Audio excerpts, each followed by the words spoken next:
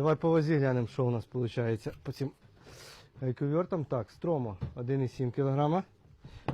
Це тушка, гола вага голої тушки. Так, і Прокрафт на 100 грамів 1,8 кг.